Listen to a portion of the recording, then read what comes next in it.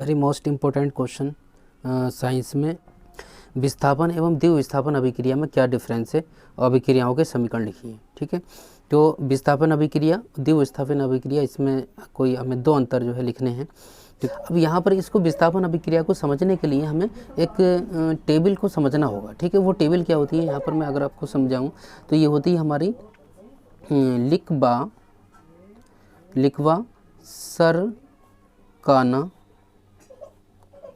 काना मग अल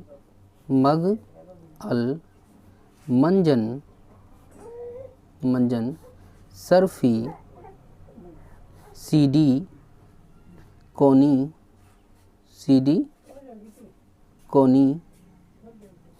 सन PB हासू H G एजी और PT और एच जी, यहाँ से हो जाएगा सन पीबी हासू एच जी एजी पीटी हो जाएगा पीटी, और ये हो जाएगा हमारा एयू पटाओ।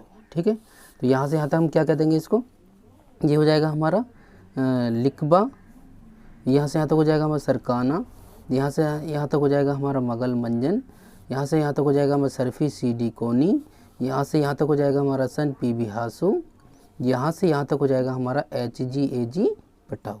ठीक है, तो ये हो गया हमारा लिखबा सरकाना, यहाँ से हो जाएगा मगल मंजन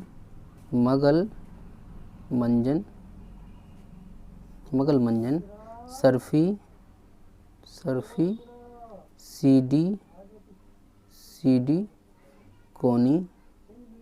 सीडी कोनी, यहाँ से यहाँ तक हो जाएगा हमारा सन पीबी यहाँ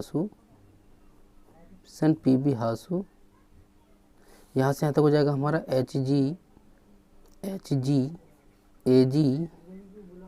एजी और यहाँ से यहाँ तक हो जाएगा हमारा पटाओ। ठीक है, ये हो जाएगा। तो यहाँ इसको हमें समझने के लिए क्या करना होगा, इसको समझाने के लिए ये करना होगा कि ये हमें यहाँ पर हाइड्रोजन देखना है। तो हाइड्रोजन कहाँ है हमारा, यहाँ पर है। तो हाइड्रोजन से ऊपर की जितनी भी धातुएं होती हैं वो हमारी क्या होती हैं, अम्लों से हाइड्रोजन को विस्थापित करती हैं। ठीक है, हाइड्रोजन से जो ऊपर की धातुएं होती हैं वो अधिक क्रियाशील होती हैं, विद्युत ऋणात्मकता इनकी अधिक होती है।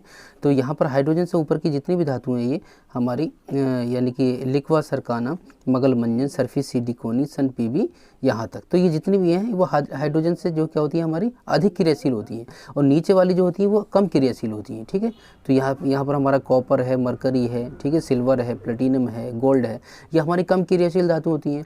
तो ये हमारे अम्लों से हाइड्रोजन को विस्थापित नहीं करेंगी, और ये ऊपर वाली जो धातु होती है ये अम्लों से हाइड्रोजन को विस्थापित कर देती हैं। जैसे फॉर एग्जाम्पल अगर हमने यहाँ पर कोई अम्ल ले लिया यानी कि H2SO4 ले लिया, H2SO4 की रिएक्शन हमने कैसे करा दी, Mg से करा दी। यहाँ पर Mg से अगर रिएक्शन कराएंगे तो Mg क्या है यहाँ पर हमारा हाइड्रोजन से Mg क्या है हमारा ऊपर है। ठीक है, हाइड्रोजन से Mg क्या है हमारा ऊपर है। तो जब हाइड्रोजन हमारा नीचे हुआ और ये Mg ऊपर हुआ तो ये अधिक क्रियाशील होगा। ठीक है, अधिक क्रियाशील होने पर क्या करेगा, ये अम्ल से हाइड्रोजन को विस्थापित कर देगा। तो यहाँ पर हो जाएगा हमारा MgSO4 और प्लस H2 यानी कि हाइड्रोजन गैस यहाँ से निकल जाएगी, ये हो जाएगा। ठीक है, इसी तरीके से अगर हम यहाँ पर कैल्शियम करा दें यहाँ पर हम, और यहाँ पर कर दें H2SO4। ठीक है, कैल्शियम की रिएक्शन करा दें तो कैल्शियम क्या है हमारा हाइड्रोजन से, यहाँ पर हाइड्रोजन से देखिए ऊपर है कैल्शियम, ये आ गया हमारा।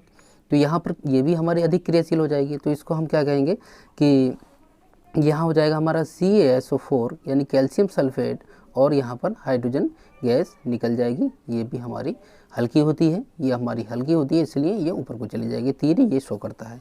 इसी तरीके से अगर हम यहाँ पर कॉपर से हाइड्रोजन सल्फेट की रिएक्शन कराते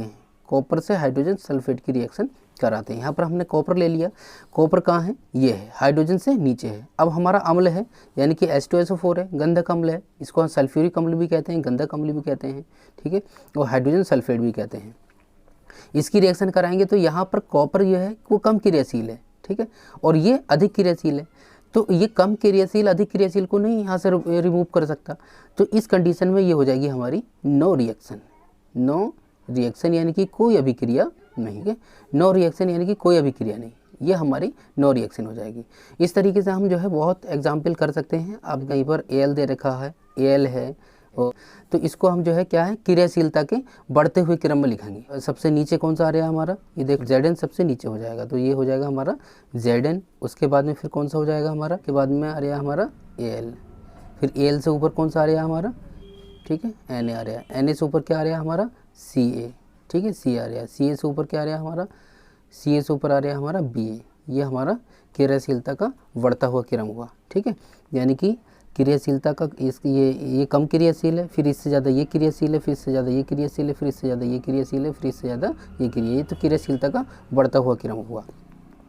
जैसे अगर हम रिएक्शन कराते हैं, यहाँ पर हो जाएगी हमारी Ca की रिएक्शन अगर हम BaSO4 से करा दें, BaSO4 से, ठीक है, BaSO4 से करा दें, तो ये देख लें हम कि Ca कहाँ पर है हमारा, Ca ये है और BaSO4 ये है, तो Ca हमारा नीचे हुआ, BaSO4 ऊपर हुआ, ये है और Ba ऊपर है, तो ये कम क्रियाशील हुआ, ये अधिक क्रियाशील हुआ।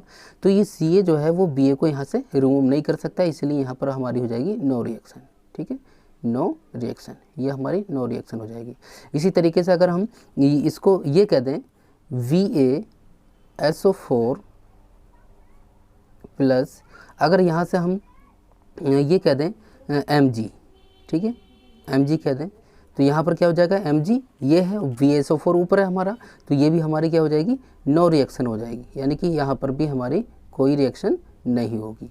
इसी तरीके से अगर हम यहाँ पर ये बात करते हैं कि अगर हम Mg ले लें, MgSO4 ले लें और यहाँ पर हम Ba ले लें, Ba, अब MgSO4 क्या है, Mg नीचे है और Ba क्या है हमारा ऊपर है, ठीक है, Mg यहाँ पर नीचे है और Ba ऊपर है, बेरियम ऊपर है, ठीक है। तो इसी तरीके से हमारा जब इसको लेते हैं तो यहाँ पर ये अधिक क्रियाशील हो गया, ये कम क्रियाशील हो गया, अधिक क्रियाशील वाला जो है कम क्रियाशील को यहाँ से विस्थापित कर देगा, तो ये हो जाएगा हमारा BaSO4 और प्लस Mg, ठीक है, ये BaSO4 प्लस Mg हो जाएगा। ये रिएक्शन हमारी संभव हो जाएगी और ये रिएक्शन संभव नहीं होगी, ये रिएक्शन भी संभव नहीं होगी, ठीक है। तो ये हमारा धातुओं का सक्रियता क्रम था, यानी क्रियाशीलता का जो है बढ़ता हुआ क्रम था। ये इसमें से 2-4 ऑप्शन आपको मिल जाएंगे और क्वेश्चन जो है आपको बोर्ड एग्जाम में विद्युत रासायनिक श्रेणी का मिल जाएगा। इसको हम विद्युत रासायनिक श्रेणी कहते हैं, क्या कहते हैं इसको हम, विद्युत रासायनिक श्रेणी, क्या कहते हैं हम, विद्युत रासायनिक श्रेणी, ठीक है। तो इस विद्युत रासायनिक श्रेणी को जिस बच्चे ने जो है याद कर लिया तो कम से कम जो है 5-6 नंबर उसके जो है बिल्कुल पक्के हो गए। ये विद्युत रासायनिक श्रेणी होती है, इसको हम याद करने का तरीका है लिखवा, सरकाना, मगल मंजन, सर्फी CD कोनी, सन PB हासु, HgAg पटाओ, ठीक है। और ये रिएक्शन पूछ ली जाती है, कौन सी रिएक्शन इसमें जो है पॉसिबल है, कौन सी नहीं है, तो ये रिएक्शन पूछ ली जाती है, ठीक है। तो अब ये आपके जो है मैं समझता हूँ डेफिनेटली समझ में आ गया होगा कि विस्थापन अभिक्रिया क्या होती है और द्विविस्थापन अभिक्रिया होती है। विस्थापन अभिक्रिया में क्या होता है हमारा, इस अभिक्रिया में एक अधिक क्रिया सक्रिय, यानी यहाँ पर हमें लिखना है विस्थापन एवं द्विविस्थापन अभिक्रिया में अंतर लिखिए और अभिक्रियाओं के समीकरण भी लिखिए, ठीक है। तो विस्थापन अभिक्रिया हो गई, ये हो गई हमारी द्विविस्थापन अभिक्रिया। तो विस्थापन अभिक्रिया में क्या होता है, इस अभिक्रिया में एक अधिक सक्रिय तत्व किसी अन्य यौगिक में उपस्थित कम सक्रिय तत्व को प्रतिस्थापित करके स्वयं उसका स्थान ले लेता है और तथा अपना यौगिक बना लेता है। जैसे कि अभिक्रिया का समीकरण है Zn प्लस CuSO4, तो यहाँ पर कॉपर से ऊपर है Zn, तो CuSO4 क्या होगा, यहाँ पर जो है Zn कॉपर सल्फेट से यानी कि क्रिया करके यहाँ पर जो है जिंक सल्फेट बना लेगा, यानी धातु सल्फेट बना लेगा और कॉपर यहाँ पर विस्थापित हो जाएगी, ठीक है। इसी तरीके से अगर हम बात करते हैं द्विविस्थापन की, तो इस अभिक्रिया में अभिकारी अणुओं में 2 विभिन्न आयनों अथवा परमाणुओं के समूह का परस्पर विस्थापन होता है, यानी आदान प्रदान होता है।